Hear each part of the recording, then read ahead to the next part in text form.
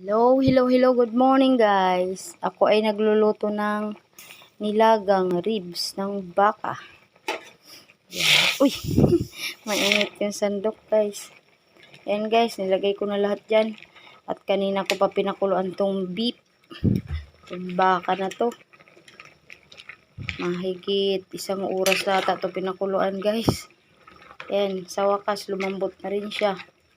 Ayan, nilagyan ko na siya ng bawang sibuyas luya, tapos paminta, at saka sa mix, asin, at saka itong mga gulay niya, mais, bagyo beans, at saka patatas, saka repolyo, pechay. Wala lang po siyang saging guys. Ayan. Antayin lang natin lumambot ang kanyang gulay.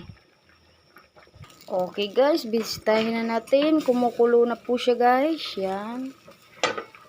Malambot na ang kanyang gulay. Yan guys. Pwede na tayong kumain guys. Yummy yummy. Yan. Pwede na to guys. Luto na yan.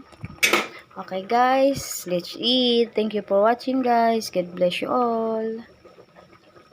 Bye.